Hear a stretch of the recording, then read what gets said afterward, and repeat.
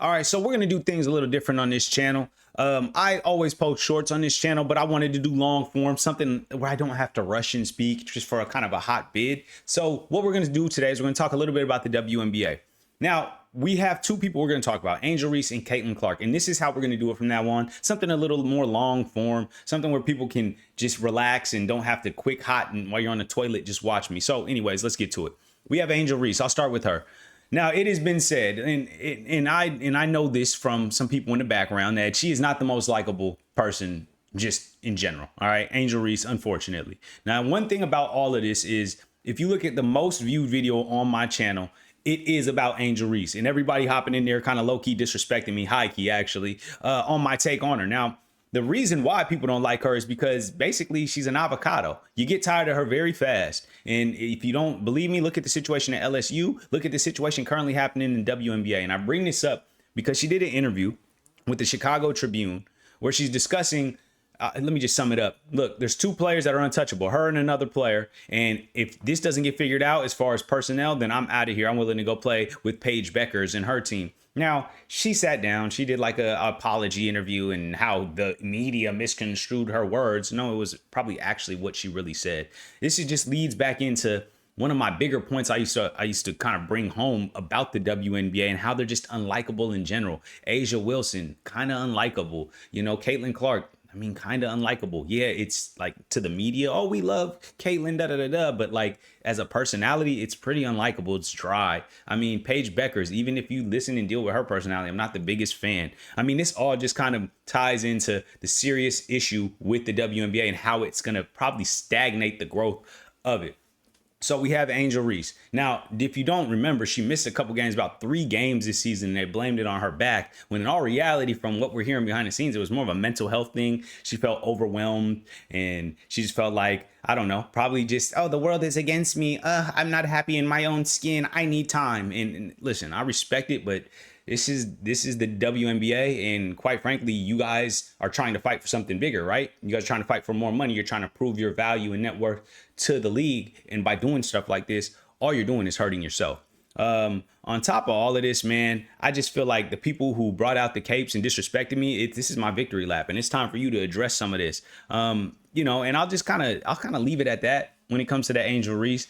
You know, like I said, man, I just think her and kind of the cavalry that comes with it, and even Caitlin Clark, and which I'll lead into here in a moment, it's just kind of unlikable. And it really just bothers me, the overall unlikability of the WNBA, because I think there's a lot of potential there. But I think when they're running around talking and acting like, you know, NBA players, because they get a little bit of social media hype and they get a clip that has 1 million views, they think there's something bigger than they actually are. And respectfully, women don't even watch the WNBA. So if you want to support her, you should reach out to the women.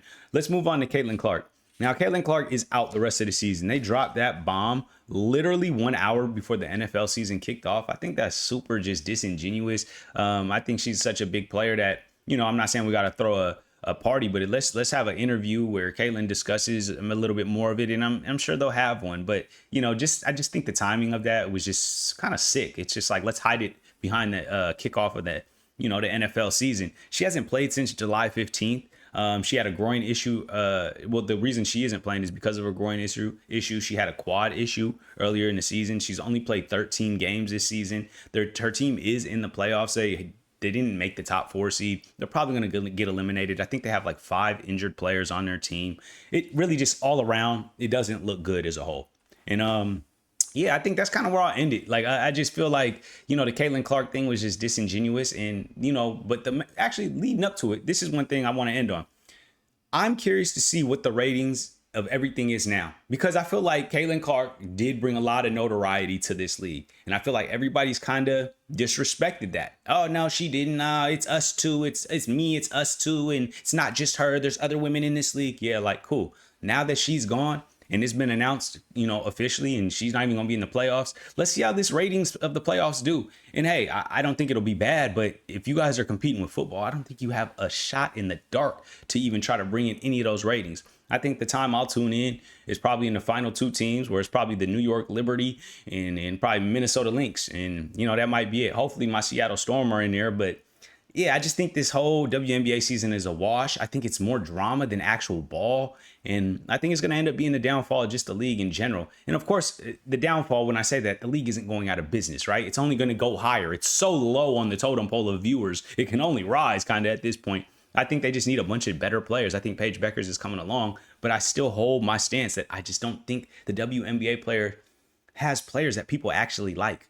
And, without trying to disrespect people. I'm really just being honest. You guys aren't the most likable people. You're not Steve Curry. Steph Curry. You're not like a Kevin Durant. You don't have a LeBron James story. There's not a family like none of the one thing I always liked was Skylar Diggins on the Storm. She went and had a baby, came back and played, but she just got a divorce with her husband. Nothing against her. I don't want to say you can't get a divorce from somebody, but I'm just saying, like, where do we have that LeBron James Savannah story without or throughout the league? I just don't see it. I don't believe they have it. And I think it's just going to be an issue when the narrative is drama in the league. But I'll leave it there. Thanks to everybody who tunes into this page, man. We're really trying to get it to 1,000. And if you haven't noticed, my grind is kind of impeccable right now. Shout out to everybody who's here. And yeah, I'm on.